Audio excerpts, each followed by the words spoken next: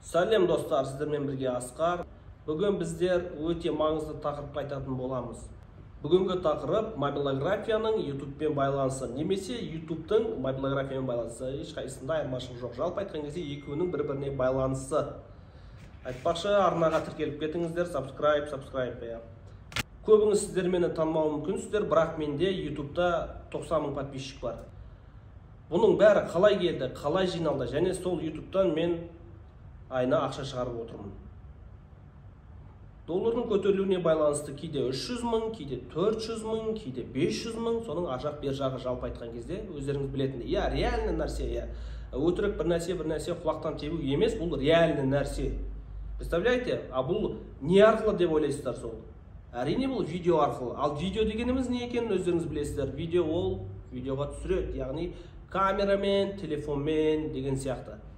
Ал сіздер ойланып көрсеңіздер, ол жерде менің видеомдағы барлық нәрсе 100% деп айтайын, жалпы жаңағы ақша шығарып 90 мың подписчик жинаған каналымдағы видеолардың барлығы телефонмен түсірілген. Және ол адамдар қалай осылай түсірген, көрінген адамдар деген сияқты. Сонда сізден ой туады, кімге түсірткізіп отыр? Ал ол видеолар TikTok пен Instagram'нан алынған видеолар болатын. Яғни тақырыпқа байланысты. Мейлі қандай видео. Ал егер сіз ойланып көріңіздер, мобилограф болсаңызшы, қарапайым адам сондай видеоларды түсіріп, одан ақша табатын болса, ал егер сіз мобилограф болып, керемет видео жасап, онда сіз одан 2 есе немесе одан да көп сіз пайда табатыныңызға сенімдімін. Енді өздеріңізге айтатын нәрсе, тақырыпта айтып келетін болсақ, YouTube пен мобилографияның бір-біріне байланысы. Қалай байланысады бұлар? Көбірек табыс, бренд қалыптастыру, неше түрлі нәрселерді істеу үшін бірінші сіздерде кәдімгідей сапалы видео керек. Міне, сапалы видео қайдан шығатынын өздеріңіз білесіздер, білімнен шығады. Енді қатты байланыс айтатын болсам, неге именно YouTube? Неге ол мобилография? Себебі YouTube-тың өздеріңіз білесіздер, авторлық правада сіздің ол контентіңіз, музыкаңыз жарайды, тіпті видеоңыз болсын, соны қорғау дегенді білдіреді. Сіздерге мобилографтарға қатысты фильммейкер деп болмаса, фильммейкерлер айтатыным сіздерде видео болады. Сіздер өздеріңіздің видеоларыңызды YouTube-қа жүктеген кезде автоматты түрде сіз уже сол видеоға ие бола аласыз. Ол видеомен сіз мүмкін біреуге бөлсесіз, одан келген табысты сіз ғана аласыз, немесе біреумен бөлсесіз, оны сіз ғана шешесіз. Мысалы, бұрынғы кездер авторлық права қорғау үшін әркімге барып жазып, дәлелдеп, мынау меніңкі, анау емес, қазір YouTube-ға жүктейсіз, ол сіздікі болады. Егер сіз біреудің видеосын ұрлап салатын болсаңыз, оған мен кеңес бермеймін ешқашанда, ұрлап салатын болсаңыз, онда мен айтатын сіздерге ондай нәрсемен айналыспаңыздар әрине. Күндердің күнінде немесе уақыт өте келе сіз ол видеодан айырылатын боласыз. Нәтижесінде сіздің каналыңыз, яғни сіздің арнаңыз, яғни YouTube-тағы арнаңыз өзіңіз ашқан бір үлкен минус болып қалады. Яғни сіз 3 рет солай жалып алатын болсаңыз, страйк деп айтады. Мен сіздермен термин түрінде сөйлей бергім келмейді, бірақ страйк деген сөз жаңағыдай 3 рет ескерту. 2 рет ескерту аласыз, 90 күн үшін 3-ші рет алсаңыз, онда сіз арнаңыздан айырыласыз. Ұрлай беруге болмайтыны. Енді бұны ойланып көрсеңіз, не үшін ұрлай беруге болмайды? Өйткені біреудің еңбегін сіз қол салып пайдаланып жатсыз. Ал сіз мобилограф болсаңыз, өзіңіздің видеоңызды өзіңіз жасайсыз. Енді тағы да бір айтатын нәрсе, мысалы сіз біреуге барып айтыңызшы, сіз әлемге атыңыз шыққыңыз келе ме? Атыңыз. Мысалы сені Америкадағылар көреді. Европа, неше түрлі дамыған елдегі адамдар сіздің видеоңызды көреді. Сосын айтып, ол қалай ол? Давай мен солай жасап көрейін. Мен сол жолды айтып кетемін сіздерге. Лайфхак бұл деген өте маңызды нәрсе. Осы жерді жақсылап тыңдап, осыны істеп көріңіздерші. Өтінемін сіздерден, пожалуйста. Осыны сіздер істеп көріңіздерші. Сіз не істейсіз? Сіз әдемі видеоны түсіріңіз. Мейлі өзіңізге ұнайтын неше түрлі тақырыпта. Әрине YouTube-тың шеңберінде, яғни YouTube рұқсат еткен видеоларды түсіріңіз. Оны бөлек тема болады, жалпы айтқан кезде. Нені YouTube рұқсат етеді, нені YouTube рұқсат етпейді. Жалпы айтқан кезде көпшілікке тарайтын видеолар, ұялмайтын, қорқынышты емес, неше түрлі әдемі видеолар жасаңыз, сіз соны шортсқа жүктеңіз. Шортс деген не?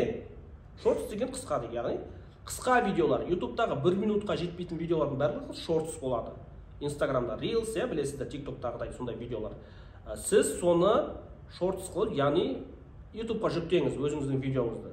Вертикальный ұстаңыз, телефонды тік ұстап салатын болсаңыз, сіздің видеоңызды, яғни сіз орысша немесе қазақша немесе ағылшынша жазатын болсаңыз атын, мейлі сіз ағылшынша білмеуі мүмкін, сіз Google Translate-қа барып жазып, там қазақша мысықты түсіріп, немесе жалпы айтқанда, сонда видеоны түсіріп, сіз салып көріңіз шортсқа. Солай тоқтатпай сала беріңіз, сіздің видеоңыз алдыға атып кетеді, тіпті 10 мың, 50 мың, 100 мың просмотр жинайды, миллион жинауы да мүмкін. Сосын сіз аудитория, яғни оның ішіндегі аналитикасына кіріп, аудиториясын қарап көріңіз, сіздің видеоңыз қай жақтан қараңыз. Сізді, мысалы, Алматы немесе Қазақстанның бір жерін, тіпті ауылда, даже алыс шалғайдағы жерде отырып, сіздің видеоңызды Европа мен Америка көретін болады. Мен басқа елдерді барлық бүкіл әлем көреді деп айтсам да, артық айтпаймын, бірақ бізге сол дамыған елдердің адамдары сізге көреді. Сіз ойланыңыз енді, қандай бұл мүмкіндік. Бұл мен өтірік айтып жатқан жоқпын, өздеріңіз барып істеп көріңіздер осыны. Осы видеоны көріңіздер да, соны мен айтты дейсіздер, келіп маған лайк басып кетіңіздер. От души алдын ала басып кетсеңіздер де болады, каналға жазып кетсеңіздер де болады. Бұндай лайфхактар жібере алмаңыздар, әрине. Мен күнделікті алдағы уақыттарды салып отыруға тырысамын, қызықты видеоларды сіздер үшін. Сіздер соны жасап көріңіздер, телефонмен түсіріңіздер әдемілеп, жақсылап біліп алыңыздар, бірақ ол жерге сауатты әдемі видеолар керек. Случайно түсіруге болады, но сіз қашанғы случайно жүресіз? Сіз даму керексіз. Сол үшін де сіз әдемі видеоны түсіресіздер, шортсқа салып көріңіз, сіздің видеоңыз 10 мың просмотр жинайды, сізде 0 подписчикте болуы мүмкін баста. Сізге подписчик келіп бастайды. Мен айтты дейсіздер, сіз көрсеңіз болады.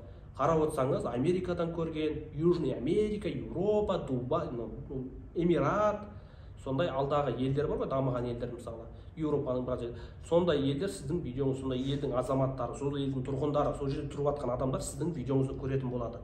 Бұл не деген сөз? Сізде үлкен мүмкіндік туды деген сөз. Осы нәрсені сіз обязательно істеп көріңіз.